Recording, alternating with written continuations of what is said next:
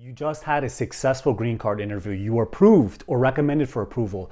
2 weeks later, your green card comes in the mail and your name is spelled wrong. What do you do?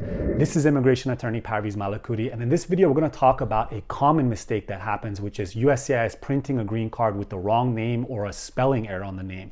What do you do? So first of all, backing up for a quick second, if you find yourself in this situation, you might be tempted, if your name is misspelled by just one letter or not, to just deal with it, to just move forward with it. I don't recommend that you do that because a lot of issues can come up down the line in your life in the United States, whether it be with employment or travel, getting into the United States, leaving the United States. If you have a discrepancy between the way your name is spelled on your green card and your passport or other vital documents. So this is definitely something that you want to fix. So how do you fix it? The answer is, in most instances, if you have a spelling error on a green card and it's your name, you're probably going to have to file an I-90. Okay, this is a form from USCIS. This is a 7-page form. It's called an I-90. This is the first page of the paper form. It can also be filed online.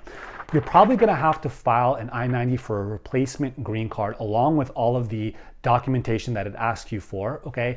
And you're going to have to basically ask for a new green card to be printed with the proper name. Now, the I-90 has a filing fee. It's about $500. So who pays the filing fee if there's a spelling mistake on your name? And the general rule is that if the spelling mistake was your mistake as an applicant, you pay the filing fee.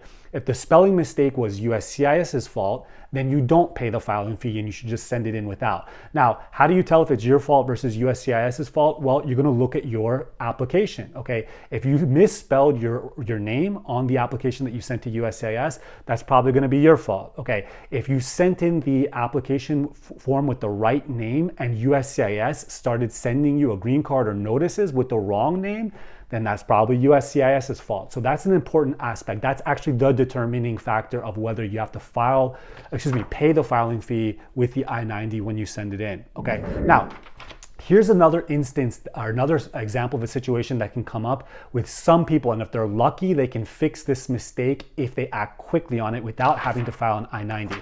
And that's if it happens right after the green card interview. So oftentimes what happens is that somebody will go to a green card interview. I just recently had a case like this. We go to the green card interview and we notice that the name is still misspelled at the interview, okay? The applicant was approved, they got the approval notice, okay? And then leaving, we looked at it and we noticed, wow, the name is still misspelled, even though we contacted USCIS 3 months earlier to fix the issue, okay? Now, we were able to catch that issue so quickly that the applicant was sent back to the USCIS field office where she interviewed, and she actually spoke to the adjudicator and basically said, look, we've contacted USCIS about the spelling mistake.